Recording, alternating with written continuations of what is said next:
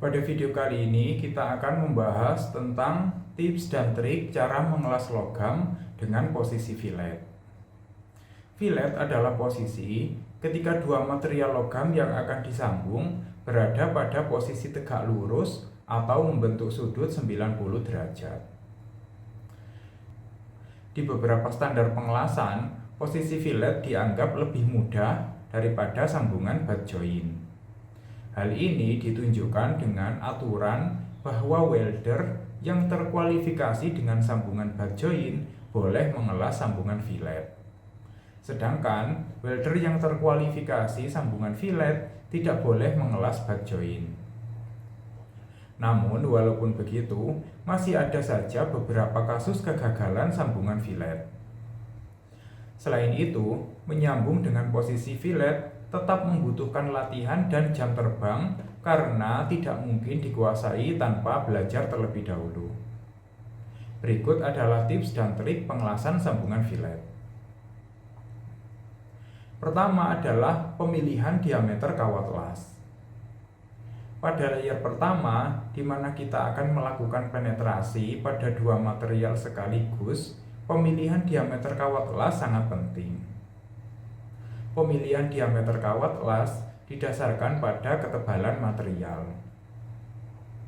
Apabila material yang kita sambung memiliki ketebalan di atas 3 mm, kita bisa menggunakan kawat las dengan diameter 2,6 mm.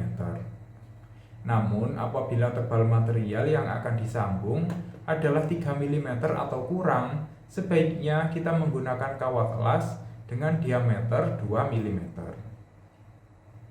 Hal ini dikarenakan kawat las 2,6 mm membutuhkan ampere di atas 60. Sedangkan material dengan ketebalan 3 mm ke bawah akan rawan jebol dengan ampere sebesar itu. Tips dan trik yang kedua adalah pengaturan pada mesin las atau lebih tepatnya pengaturan ampere.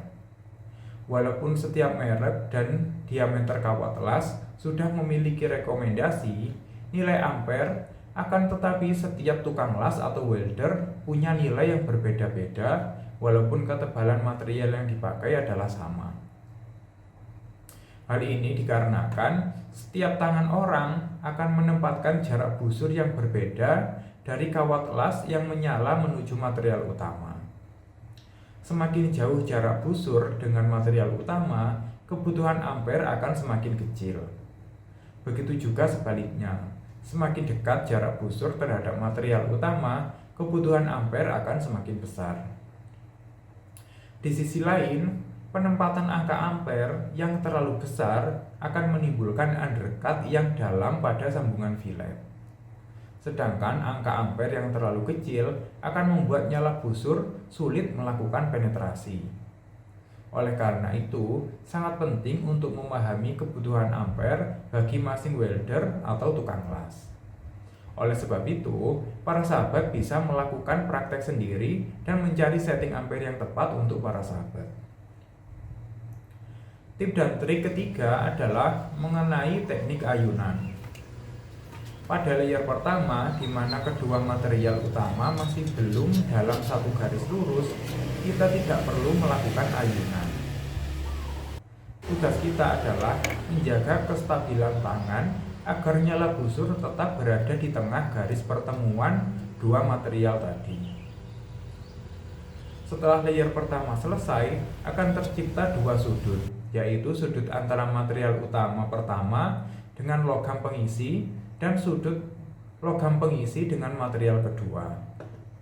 Baru pada layer kedua dan seterusnya, kita bisa melakukan teknik ayunan untuk menyentuh kedua sudut tersebut.